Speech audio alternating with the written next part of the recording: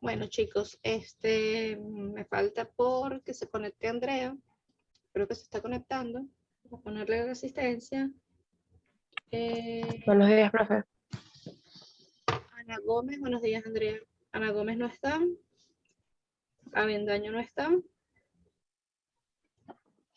Creo que son los que me faltan. Ah, y César, que no lo he visto todavía, que se canta por ahí. Voy, profe, ya prendo la cámara, ya va. Bueno, chicos, ya estamos en la recta final, digamos. Quedan 2 contenidos. Iniciaríamos el contenido hoy, el de teatro isabelino, Shakespeare, que eso es siglo XV, XVI. Y una vez pasado este objetivo o este contenido, pasaríamos al último, que es el teatro moderno.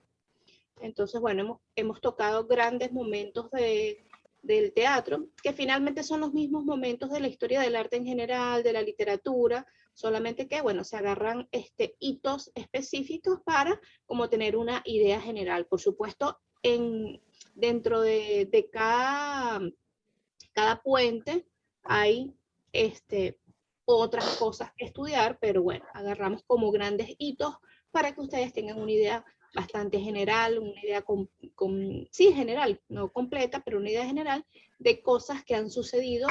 Y una de las cosas que ustedes tienen que imaginar siempre es que estos procesos literarios, dramáticos, en este caso, porque estamos viendo es dramática, finalmente van atados a procesos históricos. La literatura y el arte en general va a responder a procesos históricos. O sea, mientras esto estaba sucediendo en el teatro es porque están sucediendo cosas o eventos desde el punto de vista social, económico, mundial, y de alguna manera la literatura va a responder a esto. Y hablando de la literatura, estamos específicamente trabajando con el teatro. Entonces vimos ese periodo antes de Cristo con Sófocles, Edipo, etcétera. De ahí brincamos como 1000 años al siglo de oro español, que de alguna manera va enlazado y va a estar sí, va a estar enlazado con lo que vamos a iniciar a ver hoy, que es el teatro isabelino, que es el teatro prácticamente sucede en los mismos siglos que el teatro del siglo de oro español, solo que son como, estamos hablando de una Europa de pleno siglo XV, XVI, donde no es como hoy en día, que quizás esos periodos se estudian, no se separan. Aquí se separan porque las distancias en el momento, porque no había la facilidad de viajes ni de comunicaciones, entonces las hacían como distintas. Y estaban surgiendo estos 2 grandes eventos. Como les digo, que de alguna manera todo esto se complementa con los hechos históricos mientras está Shakespeare escribiendo sus obras de teatro. Al mismo tiempo, a nivel histórico, están sucediendo cosas del lado de América y nos estamos enterando, o se están enterando los europeos, que existe un continente. Entonces, para que lo vean como un todo, o sea, aunque vemos periodos y vemos personajes, tenemos que entender que en el mundo, en todo el mundo están sucediendo cosas. Entonces imagínense Shakespeare escribiendo, o Lope de Vega, o Calderón de la Barca, que bueno, que no lo vimos, pero pertenece al siglo de oro español también. Mientras está sucediendo eso en España, están llegando los españoles o los europeos están llegando a tierras americanas. Entonces todos los procesos históricos están mezclados unos con otros, ¿no? No los podemos ver como aislados. Siempre conociendo un poco el entorno, podemos entender un poco más incluso a los autores o a las cosas que estaban sucediendo.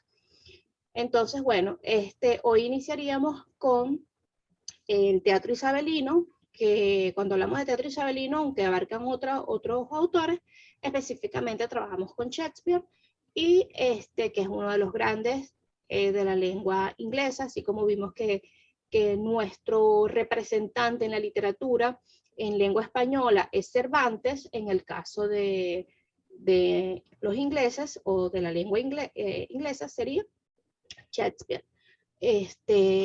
Así como una vez les dije que ustedes tienen la ventaja o la bendición de leer el Quijote en algún momento, leer el Quijote completo en la lengua natural en que fue escrita.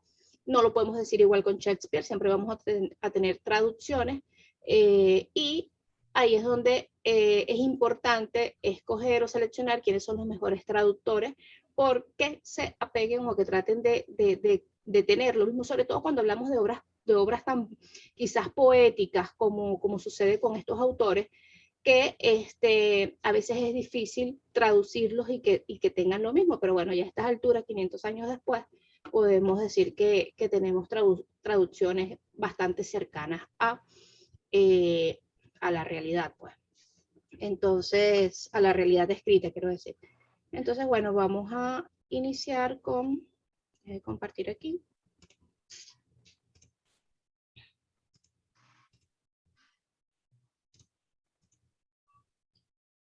Con el teatro isabelino.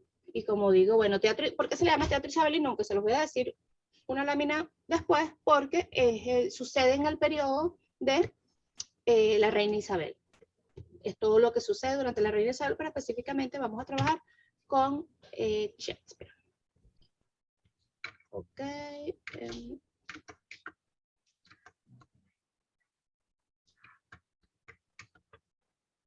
Ok, fíjense, entonces, vamos a poner eso para acá para que no me tape la lámina.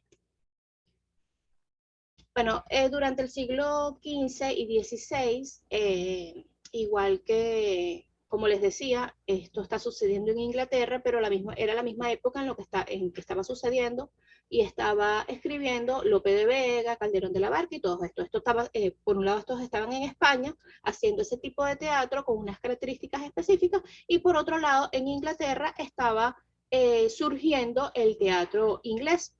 El teatro tuvo gran importancia en Europa, como ya lo habíamos visto y lo habíamos destacado con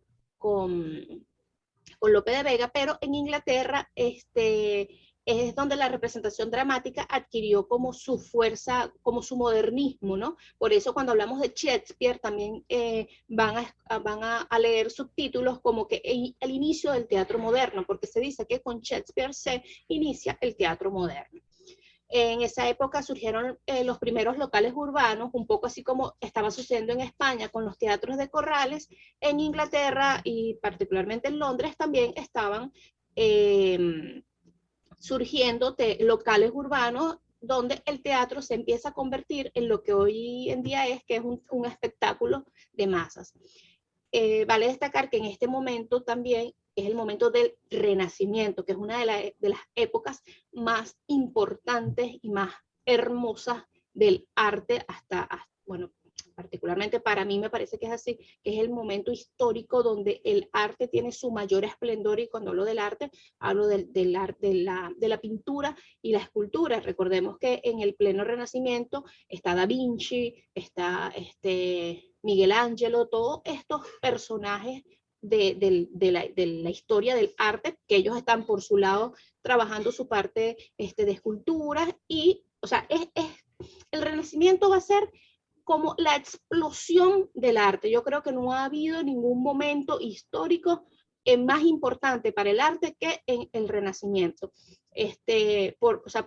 Si hablamos de España y de Inglaterra con la parte literaria, con la explosión literaria, en Italia estaban todos estos, estaba Da Vinci, estaba Miguel Ángelo, se estaban haciendo construcciones hermosísimas y templos hermosos que hoy en día tenemos, ¿no? Entonces, por eso, repito, es importante ver siempre el arte y los procesos históricos como un todo. Mientras en unos sitios están sucediendo cosas, en otros están surgiendo otras. Y vuelvo y repito, bajo todo este panorama también están los europeos llegando a América, que eso es otro tema, pero está sucediendo durante la misma explosión renacentista. ¿Por qué se le llama ese movimiento renacentista?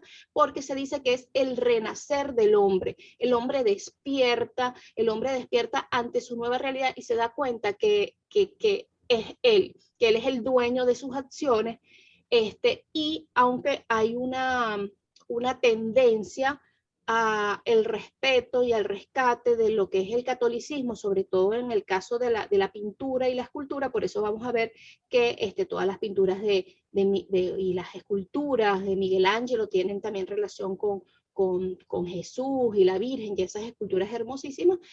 También hay el hombre empieza a pasar a un primer plano con respecto a Dios, porque empieza el surgimiento de la ciencia, ya empiezan a hacerse manifestaciones de ciencias donde empiezo a dudar. Bueno, para empezar, ya sabemos que la Tierra no es plana, vuelvo y repito, acaban de llegar los europeos a América. Entonces es importante que cuando hablamos del Renacimiento, que también sabemos que es cultura y pintura, bueno, nos aterrizamos en el teatro, que también pasó a ser una de las etapas más importantes de la historia dramática. No solo por el número de autores y de obras, sino también por la finalidad que alcanzó el teatro para la época. Entonces, en el caso del teatro inglés, vamos a decir que es el teatro isabelino, y que se denomina teatro isabelino porque son las obras que surgen en el reinado de Isabel I, ¿no? Y de hecho, había toda una manifestación del teatro cortesano, que eso es otro tema y también estaba sucediendo en Francia. Si bien es cierto que en Londres estaban surgiendo los teatros urbanos, los locales para hacer teatro de masa, dentro de las cortes se llevaban obras de teatro y se representaban dentro de los palacios, para que la gente de la corte y la monarquía no se ligara con el pueblo, pues. Anteriormente a lo que era el teatro isabelino, o lo que era el teatro renacentista, existían temas, o sea, todas las obras dramáticas estaban basadas en tres: en el teatro religioso, en el teatro de culto y en compañías itinerantes. Esto era muy de la Edad Media. Las compañías itinerantes, que eran como los circos. Vamos a imaginárnoslos en la actualidad como los circos. Iban compañías de teatro en grandes carros, llegaban a los pueblos, hacían sus representaciones, les daban dinero, recogían dinero y ellos seguían. Antes del teatro isabelino, esos eran como los grandes teatros. El teatro religioso, porque dentro de los templos, de las iglesias, se hacía también teatro. Y el teatro culto, que era únicamente para ser representado en las monarquías. Entonces, esos eran los tres teatros que se conocían, y empiezan a surgir estos teatros de masa. Entonces, en el caso del teatro isabelino no se respetan estas normas clásicas que habíamos visto anteriormente, pero se empieza a mezclar lo trágico, lo cómico, se mezcla la prosa, el verso. Entonces no hay como una regla formal. Aquí empieza a mezclarse todo. Entonces el público asiste a las representaciones teatrales y se interesaba sobre todo en las acciones fuertes y violentas. Aunque ya habíamos visto en el teatro griego que a los griegos terminaban sus obras, o el efecto de la tragedia era importante, aquí ya vamos a ir un poco más allá. En el teatro isabelino sí se va más allá, sí suceden las representaciones y las muertes dentro del teatro. ¿Se acuerdan que eso no sucedía en el teatro griego? En el teatro griego eso se hacía tras bastidores, como dicen, y el público se lo imaginaba. Ya aquí sí a los ingleses les interesan las emociones fuertes y violentas dentro de la misma escena, y que el espectador los viera. Y bueno, el principal representante es William Shakespeare. De Shakespeare van a conseguir infinidades de mitos relacionados con Shakespeare. Incluso hay gente que dice que ni siquiera existió como persona, pues, sino que era, o sea, bueno, no se pueden imaginar la cantidad de teorías que hay. Sin embargo, hay personas que sí, que dicen que existió, incluso que nació en un sector cerca de Londres, pero bueno, ya vamos para allá. Un punto importante como cultura general que tienen que saber es que el teatro más importante de la época isabelina es lo que llaman el teatro El Globo. Fue el primer teatro, como quien dice, que que surgió, que hicieron, un teatro como hoy en día lo conocemos. La compañía más famosa fue constituida por un conde que fue el que dio el dinero para la construcción de este teatro. Y estaba bajo la dirección de James Burgess, que fue quien construyó ese teatro. Entonces este teatro se construyó con madera, con barro, con ladrillo, y se llamaba simplemente El Teatro. Pero este mismo teatro, o sea, el nombre del teatro era El Teatro. Se convirtió posteriormente en el teatro El Globo. Yo no sé si ustedes lo han escuchado alguna vez, pero es uno de los teatros más importantes, es el teatro más importante de la época isabelina. Y incluso después se le llegó a llamar el teatro de Shakespeare, porque prácticamente todas sus representaciones y todas sus obras fueron representadas en este teatro. Entonces era el teatro más representativo de la época isabelina. Hoy en día, como en los años 90, se volvió a construir, porque bueno, se podrán imaginar que era un teatro hecho de arcilla, de madera, que por supuesto se destruyó y fue demolido, entre otras cosas porque llegó un momento en que la presión social decía que ese era un lugar indecente. Entonces, como se terminaron demoliendo el teatro. Y hoy en día hay una réplica de ese teatro en Londres y se llama el Teatro del Globo de Shakespeare. Entonces, bueno, las biografías no más serias, pero las biografías más generales, las que se han difundido, dicen que Shakespeare nació el 23 de abril. ¿Por qué es importante esta fecha? ¿O por qué no suele olvidarse con facilidad?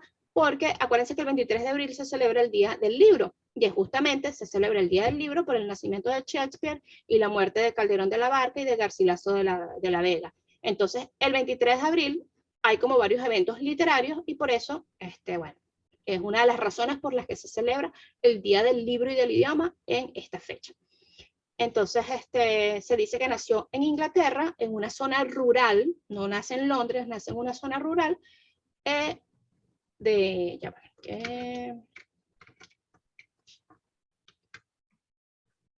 bueno, aquí me inspiré y les pasé las láminas.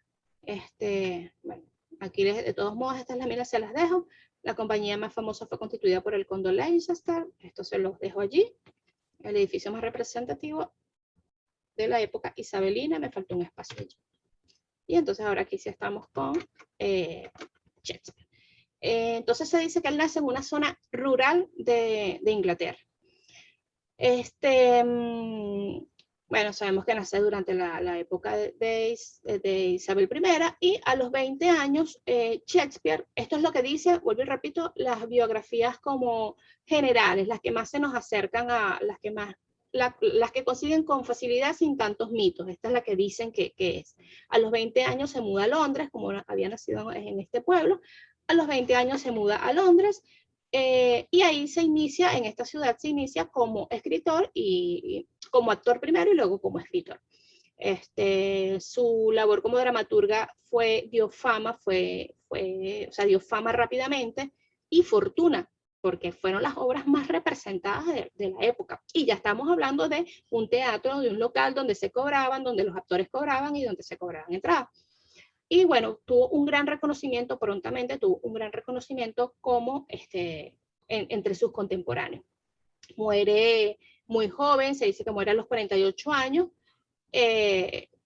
Una de las cosas que vamos a ver en otras cositas que vamos a discutir ahorita, se casa muy joven, se casa de 18 años con una mujer bastante mayor, 10 años mayor que él, y cuentan los chismes que se casa por dinero particularmente.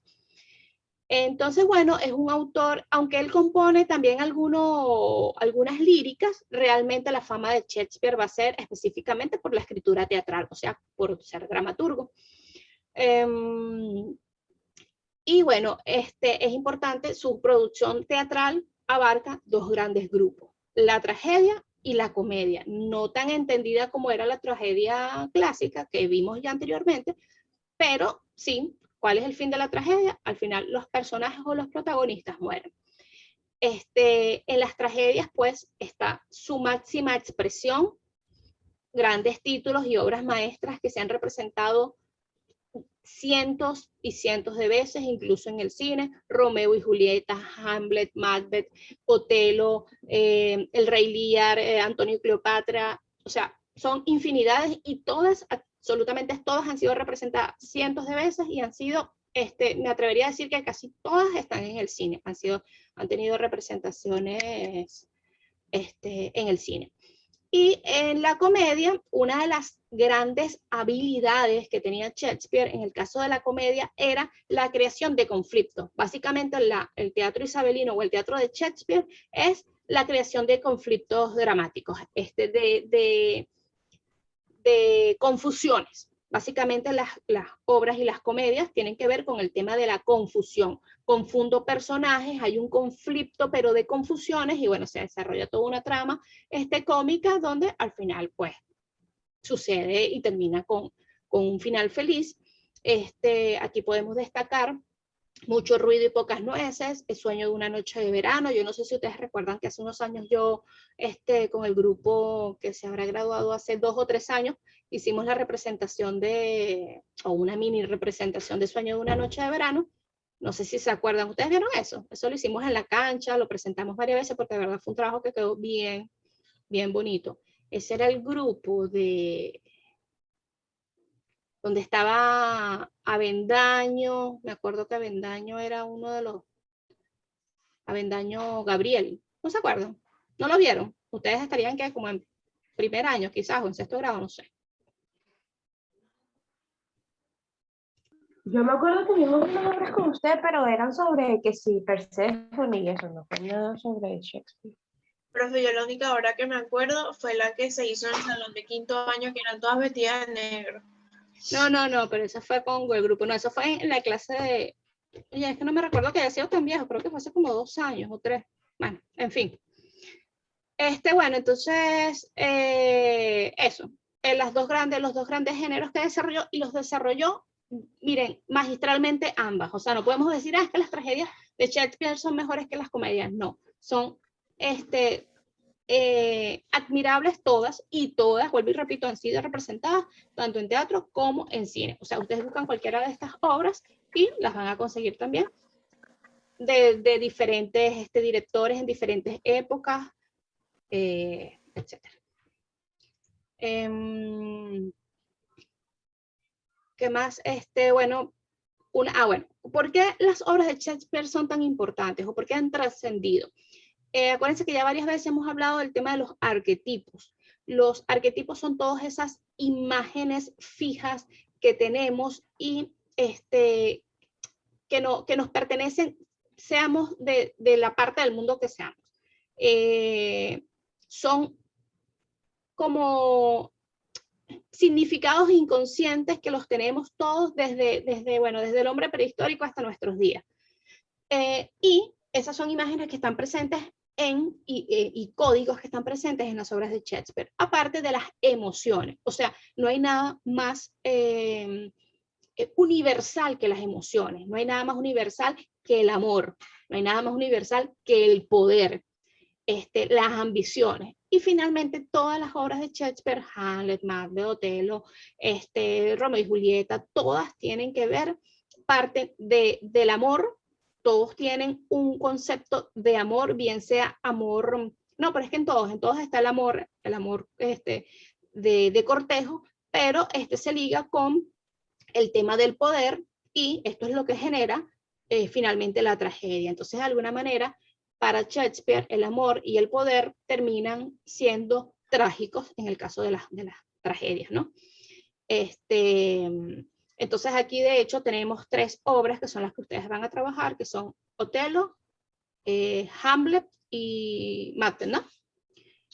En todas hay una figura femenina fuerte que desencadena algunos hechos importantes. En el caso de Macbeth, Lady Macbeth es la figura femenina central que de alguna manera vamos a decir que manipula, hasta cierto punto manipula a Macbeth a conseguir más poder. Entonces Lady Macbeth es una mujer que quiere más poder y conlleva a que su esposo, entre otras cosas, cometa ciertas acciones para lograrlo.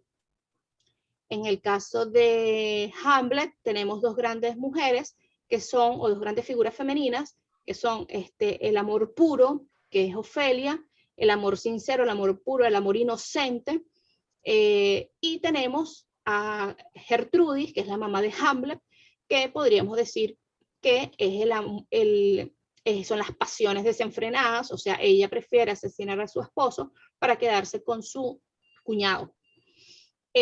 Por lo que Hamlet termina, digamos, teniendo un gran rechazo a su madre porque la siente culpable de lo que le ha sucedido a su padre.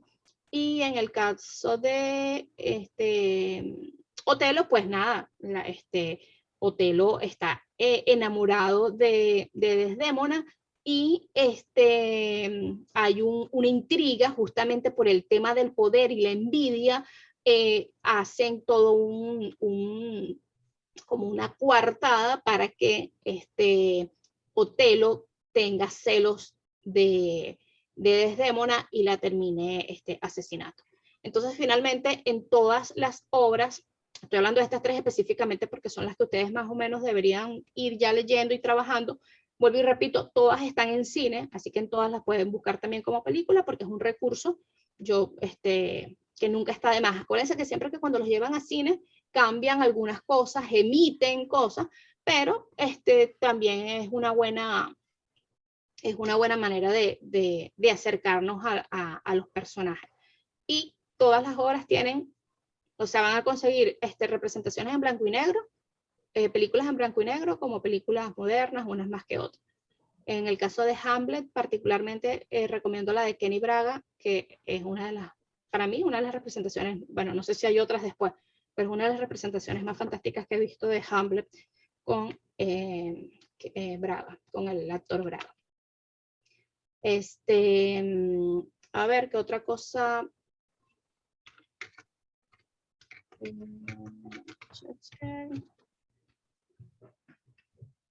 Bueno, entonces, bueno, básicamente acá les pongo el resumen como de cada uno. En el caso de la tragedia, el talento dramático de Shakespeare eleva su máxima expresión con la tragedia. Enumerar sus tragedias bueno, son muchísimas. Y en el caso de la comedia, la habilidad de Shakespeare básicamente es lo que le dije, de crear conflictos y que al final se resuelven de forma positiva, de forma feliz. Podemos hablar también un poco de preguntas hasta el momento. Creo que no. Bueno, hasta ahora. Hasta ahora. Ok, fíjense. Les decía con el tema, antes de pasar como a las obras en sí, que en la figura de Shakespeare tiene muchos mitos, ¿no?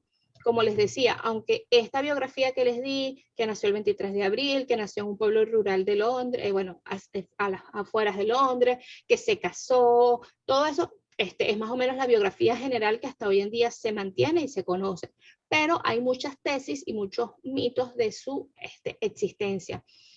Algunos dicen incluso que si fue mujer, que era mujer. Acuérdense que en este momento las mujeres no podían actuar.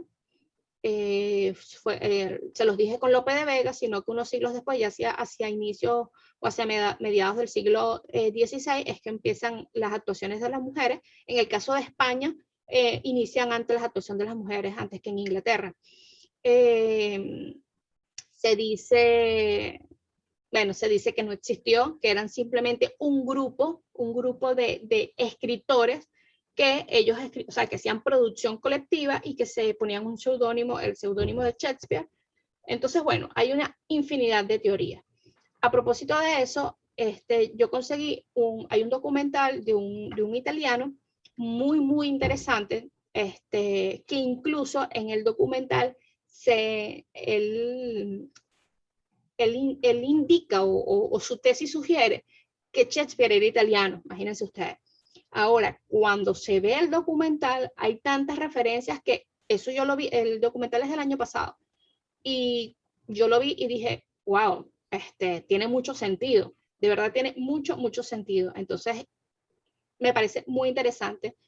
Ese documental ustedes lo van a ver, yo se los voy a habilitar ahora, y lo van a ver para trabajar mañana. Porque más allá de las obras que ustedes van a trabajar, en este caso la parte dramática o de conocimiento de la obra lo van a hacer cada uno con la obra que fue asignada. Pero me gusta mucho la parte del conocimiento y de la cultura general que este documental deja. A propósito de Shakespeare, se hace mención de otra serie de cosas que me gustó mucho para que ustedes lo conocieran. Ese documental se los voy a dejar hoy, ahorita mismo, después que se acabe la clase, se los voy a dejar habilitado para que tengan todo el día de hoy para verlo, y bueno, y mañana poder trabajar con él. Me pareció bien dinámico, tomen anotaciones, se va a cerrar, nos volvemos a conectar para terminar de redondear lo que vamos a hacer con las actividades. Y también quiero conversar con ustedes si ya empezaron a leer las obras, y si tienen preguntas con respecto a la elaboración de la actividad, que ya sería para dentro de 2 semanas, pero como es más o menos, tiene su, no vamos a decir que bueno, sí, tiene su complejidad, es un buen momento para hablar de ello, ¿ok? Entonces, ¿qué haríamos hoy? Hoy les dejo, perdón, bueno, si les dejo el documental abierto para que a partir de hoy lo vean y mañana trabajamos con ellos, con ese documental. Y una vez que se cierre el Zoom, nos volvemos a conectar para conversar sobre, si tienen dudas, preguntas, sobre el tema de la actividad que es para dentro de 2